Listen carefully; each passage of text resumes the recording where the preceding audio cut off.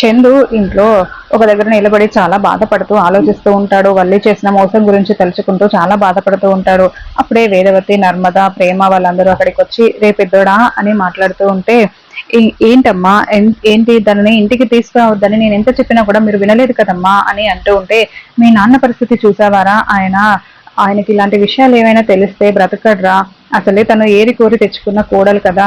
తన కోడలు అలాంటి పని చేసింది అలాంటిది అంటే మీ నాన్న పరిస్థితి ఏంటో నువ్వు కూడా ఆలోచించరా, ఒకసారి ఆయన్ని చూడు అని చైర్లో కూర్చొని దీర్ఘంగా ఆలోచిస్తున్న రామరాజు వైపు వేదవతి చూపిస్తూ ఉంటుంది.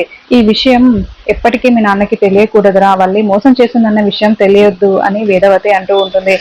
నేనైతే ఊరుకోనమ్మా, నేను నాన్నకి చెప్పేద్దామని అనుకుంటున్నాను. నేను ఇంతవరకు నాన్న దగ్గర ఇలాంటి విషయము దాచలేదు. ఇప్పుడు వల్లి విషయం కూడా చెప్పేస్తానమ్మా. ఇప్పటికే నేను దాచిపెట్టి చాలా తప్పు చేశాను అంటూ ఉంటే వేదవతి ఒక్కసారిగా చందు చేయిని తీసుకొని, రే నాకు మాట ఇవ్వరా, నువ్వు మీ నాన్నకి చెప్పనని మాట ఇవ్వరా, మీ నాన్న బ్రతకడ్రా, దయచేసి నా మాట వినరా, దానికి బుద్ధొచ్చి అది బాగా ఉంటే సరే సరే, లేదంటే మనమే చూసుకున్నాం, కానీ మీ నాన్నకి మాత్రం తెలియనివ్వకురా అని చెప్తూ ఉంటే, దాన్ని అసలు ఎందుకమ్మా ఇంటికి తీసుకొచ్చావు అని అంటూ ఉంటే, చూసావు కదరా దాని అది నీ మీద ప్రేమతో చవడానికి కూడా సిద్ధపడిందిరా, మనము వదిలేసి వచ్చిన తర్వాత మళ్ళీ అది చస్తే మనకే కదరా చెడ్డ పేరు, ఆ పాపం మనకే ఉసురంతా తగులుతుందిరా అని వేదవతి అంటూ ఉంటే, దయచేసి మీరు కూడా చెప్పకండ్రా అని ధీరజ్, ప్రేమ, నర్మద వాళ్ళని అడుగుతూ ఉంటుంది.